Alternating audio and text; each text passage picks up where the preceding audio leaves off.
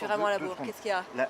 Le grand machin qui est derrière là, Ouais. pareil que vous voulez le raser, la tour Montparnasse. Alors, vous laissez Juste pas abuser par les rumeurs et surtout ne les propagez pas vous-même. Il y a un gros problème à la fois sanitaire et urbanistique sur la tour. Et c'est vrai que c'est un peu désolant de voir la municipalité sortante et singulièrement l'adjointe à l'urbanisme en fait s'en laver les mains. Aujourd'hui, c'est un quartier qui vit pas bien. Le 14e, le quartier de l'ouest et de l'est communiquent mal entre eux. Le centre commercial, c'est une catastrophe. La dalle, c'est très triste, ça marche pas du tout. Et donc moi, ce que je souhaite, c'est que la mairie soit mobilisée sur la question pour réorganiser le quartier. Est-ce que dans ce cadre-là, on peut déconstruire la tour? C'est une question qui mérite d'être posée. Moi, j'ai pas d'a priori sur le sujet. Ce que je vois, c'est qu'il y a de plus en plus des copropriétaires qui n'étaient pas pour et qui aujourd'hui disent, vous savez, ça fait depuis 8 ans 250 millions d'euros qu'on nous a fait investir sur le désamiantage et ça marche toujours pas. Donc maintenant, on est prêt à considérer toutes les options. Voilà, et je pense qu'il faut accepter de discuter de tout, y compris avec des copropriétaires qui nous disent ça. Mais surtout, il faut s'en occuper. Il faut arrêter avec cette municipalité qui, sur ce sujet, comme sur tous les sujets un peu gênants ou délicats, dit c'est pas nous, pas vu, pas pris. Finalement, au bout de 13 ans, on se demande de quoi ils sont occupés.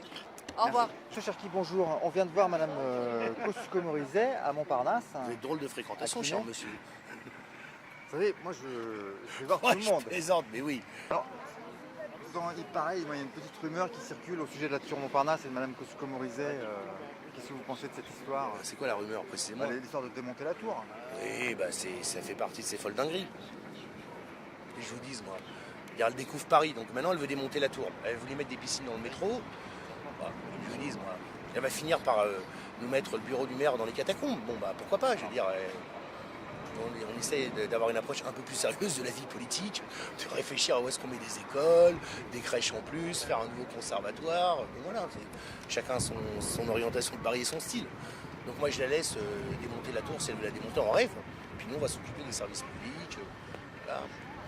Donc pendant ça, Mme Kosciusko-Morizet peut faire de la science-fiction, c'est-à-dire des piscines dans les stations désaffectées du métro, la tour Montparnasse si elle veut.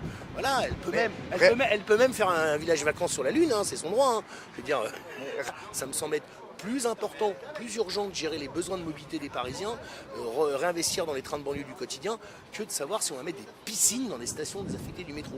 Voilà. Pas que des piscines, il y a un resto. Et voilà, un resto. Enfin, on n'est pas Montréal. Je veux dire qu'à Montréal, ils fassent ça et qu'ils soient capables d'avoir une grande partie de la ville qui vit sous terre quand il fait moins 30 ou moins 40 degrés, je le comprends. Mais là, il faut sélectionner les urgences. Voilà. C'est-à-dire que nous, en termes de priorité, c'est d'abord et avant tout s'occuper du quotidien des Parisiennes et des Parisiens. Voilà. Ça, je le maintiens.